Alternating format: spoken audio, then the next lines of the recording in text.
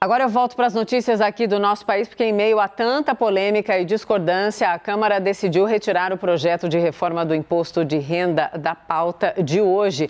Agora meu papo é com a Raquel Vargas, que acompanha tudo de pertinho. Raquel, boa noite, bem-vinda. O que aconteceu, Raquel?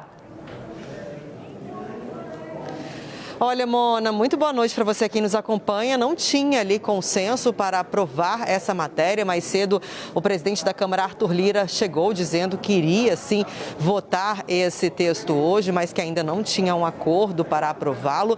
E o que aconteceu foi que o próprio líder do governo aqui na Câmara, o deputado Ricardo Barros, pediu a retirada do texto, apoiando aí uma iniciativa da oposição. Foi retirado, então, com 390 votos, apoiando esse pedido para retirado de pauta e 99 somente para manter em pauta. Então não vai ser mais discutido hoje, não tem data para ser debatido, isso depende, claro, do presidente da Câmara, Arthur Lira. Vamos lembrar que o relator, o deputado Celso Sabino, chegou a apresentar já 4 propostas, fazendo ajustes em cada uma delas para tentar atender aí a diversos setores, muitas críticas em torno desse texto, que hoje não teve, então, acordo em plenário para votar. O presidente da Câmara, Arthur Lira, no momento ali em plenário, logo depois de decidido então por retirar de pauta, disse o seguinte: pediu para o plenário separar o que é política do que é justo, disse que o consenso no plenário sobre o tema é praticamente impossível e questionou o seguinte: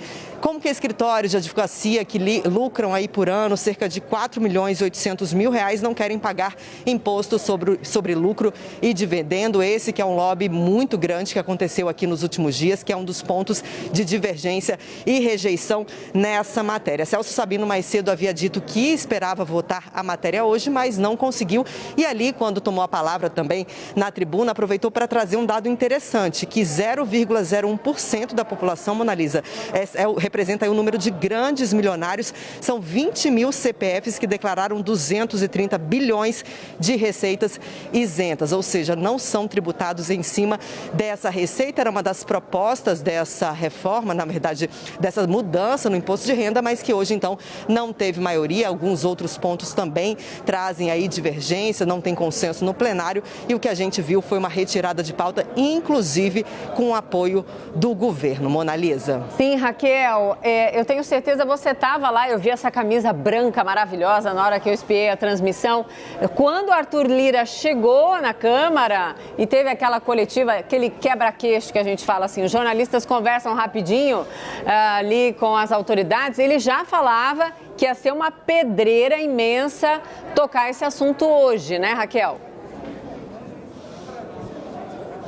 Exatamente, ele já sabia o que viria pela frente, ou pelo menos já esperava. Essa é uma pauta muito importante para o governo, especialmente para a equipe econômica, para o ministro da Economia, Paulo Guedes. E depois de tantas versões ali alteradas, ele disse então que esse texto seria votado hoje. Perguntamos, mas tem consenso, tem maioria? Bom, isso não tem ainda, é muito difícil você encontrar uma maioria num texto que traz aí tantos desafios como essa questão dos dividendos que influencia tributar grandes empresas e milionários. Então ele já reconhecia essa dificuldade em plenário, mas tinha uma pressão muito grande também do próprio relator, que vem sendo pressionado nos bastidores, fez uma série de ajustes no texto e conversando ali com aliados do governo mais cedo, me disseram o seguinte: olha, não tem mais o que mudar nesse texto. Na sexta-feira nós saímos daqui mais de 11 horas da noite tentando fazer o possível, né, para encontrar uma melhor saída, mas o texto de quinta-feira é o que a gente pode fazer. Se mexer muito também perde a identidade dessa proposta. Agora vamos ver se virá uma quinta proposta, porque afinal a que está aqui não tem apoio da maioria da Câmara dos Deputados. Meu Deus, haja memória, né? Então a quinta versão. Obrigada, Raquel. Sobre esse assunto, preciso chamar o Fernando Nakagawa. Ô, Naka, bom, a gente ouviu aí o relator falando, não sei mais o que mudar, o que o governo pode oferecer com esses dias a mais, então, de negociação. Boa noite, querido, bem-vindo. Boa noite, Moana. Pois é, não tem muita coisa a oferecer, porque o cobertor começa curto nessa discussão. Sim. As reclamações mais recentes, de ultíssima hora, que a gente ouviu lá em Brasília, dizem respeito, por exemplo, aos prefeitos, que estão muito preocupados com a possibilidade de queda dos repasses federais por conta dessa reorganização, e também continuam as reclamações de empresários que fazendo as contas, acham que vão pagar mais impostos com esse novo imposto de renda, e também com os investidores, que estão reclamando um escalonamento, por exemplo, naquela taxação dos dividendos.